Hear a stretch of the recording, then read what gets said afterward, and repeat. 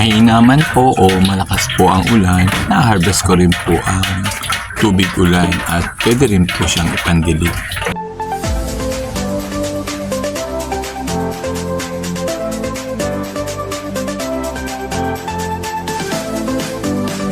Umuulan po ngayong araw na ito, kaya po hindi po ngayon ako makapag-gardens. Mahina lang naman po ang ulan, pero at least po okay din po dahil po hindi na po muna ako makapagdilig ng halaman. Sa labas po ay mahina-hina din ang ulan, pero talaga naman po ang lupa ay basang-basa at medyo putik po sa harapan ng aming bahay. Ito pang halaman sa aking garden, akin pong binidyo, medyo aliw na aliw po at umuulan-ulan. Ayan, gusto rin po ng halaman yung ganyang mga ulan. At dito po sa garden, medyo marami-rami din po ang aking mga halaman kasi mahilig talaga po akong noong una na bumili-bili ng halaman, lalo na po nung pandemic. Kauso po noon ang pagkahilig ng mga tao sa halaman. Kaya po mahilig na po ako sa halaman, mas lalo po akong humilig noon dahil marami pong nakikitang nagbebenta ng halaman at talaga naman pong na pinagkaabalahan po noon ay ang paghahalaman. Kapag po maraming halaman, isa po sa magiging problema ay ang bayarin po sa tubig kasi kailangan po natin silang diligan.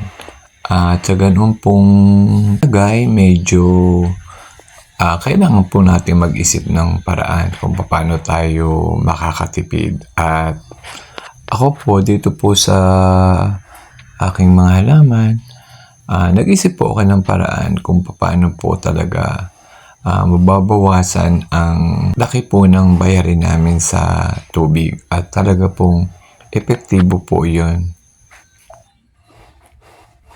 Sasabihin ko po sa inyo ang ilang paraan po na ginawa ko para po kahit papaano po ay makatipid po kami sa bayarin po sa tubig. Ang una po yung tinatawag na rainwater harvesting.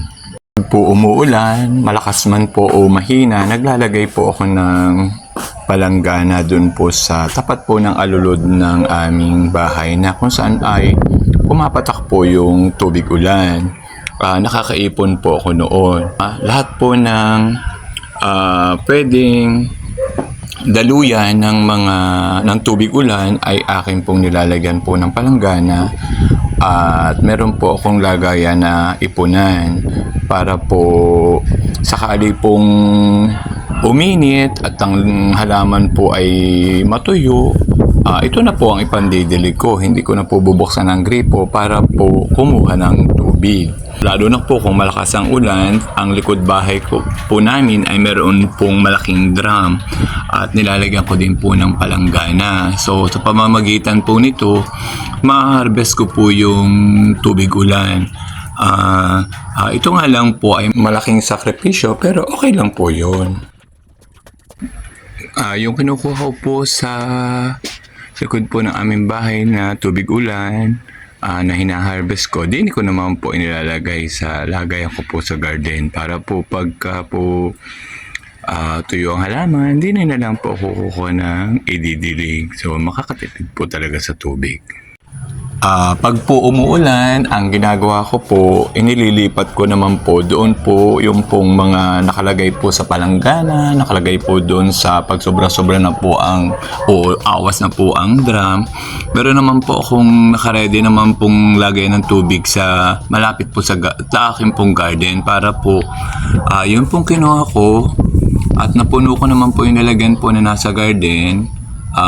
Malapit na po ang pagdidilig ko sa halaman dahil nasa garden na po, nasa gitna na po ng garden. Ayan, unti-unti ko po, iniisa-isa ko po, maliit pong lalagyan dahil medyo pag po malaki, napapagod po ko, mahirap-hirap din po. Ito po yung malinggit na timba na cute na parang mga 2 kalahati lang ng tabo ang laman, ay okay lang po yun. Exercise din naman po yun para sa akin. Ganyan po ko tiyaga ng paghahakot ng tubig ulan para ilagay po sa garden. At yun po ay malaking tulong po yun. Ang padalwa po ay ang pinagugasan ng isda o karne o bigas na iluluto. Pag po ang nanay ko ay huhugas po ng isda o karne o gulay, ay nakabang po ako, nasa isang tabi po ako at kinukuha ko po yung kanya pong mga pinagugasan, nilalagay ko po sa isang lalagyan. At pagka po medyo sobra din naman po ang lapot, ay binabanlawan ko po, dinadagdagan ko naman po ng tubig. Okay po yun. Ayun po ay kung talaga naman laang pong gustong makatipid dun sa tubig, baka sabihin naman po magpapagod pa. Yun po ay sa mga plantita na maraming halaman na talaga naman po ang babayaran sa tubig ay malaki po. Yun po ay suggestion ko lang po kung gusto rin pong gawin. Pero kung kayang-kaya naman pong bumayad ng tubig at hindi naman po ganong kalakihan, ay nasa inyo na po yun. Pwede rin naman pong tubig gripo na po ang i-delete.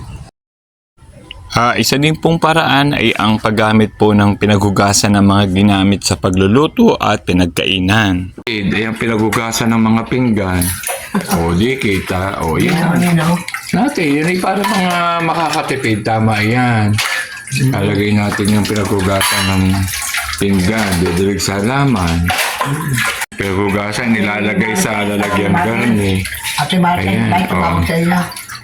Ilalagay din sa ganyan lalagyan ng pinaghugasan. Ang pang-apat po ay ang paggamit po ng tubig na pinag-anlawan ng nilabhang damit. Okay din po yon.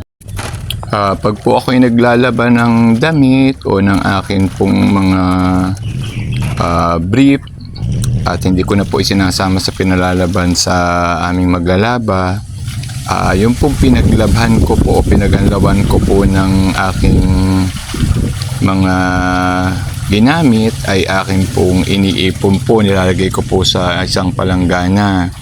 Kasi po sayang din po kung itatapon na lang. Yun po ay maganda rin pong idilig po sa halaman. Malaking tulong na din po yung may ipon na tubig.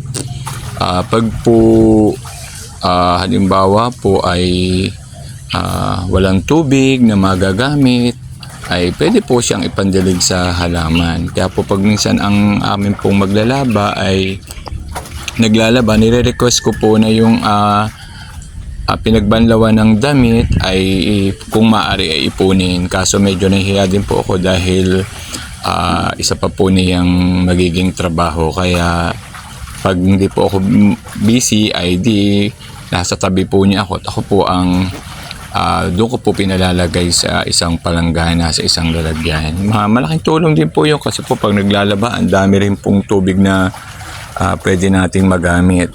Kung basta na lang po itatapon, lalo't marami po tayong halaman na didiligan, ay malaking tipid din po ang mangyayari. Malaking tipid din po, malaking tulong din po ang tubig po natin na may ipon. Malaking bagay na po yun para po mabawasan po ang laki po ng babayaran natin sa tubig. Pong mga pamamaraan na pinakita ko o sinabi ko po sa video, nasa sa inyo na po yun kung gusto po ninyong sundin. Kasi po yun po ay pang-akin lang at isineshare ko po ang mga bagay na yun. Baka po magiging malaking tulong din po sa atin o sa inyo po. Salamat po sa inyong panunood ng aking simpleng vlog. Mabuhay po tayong lahat.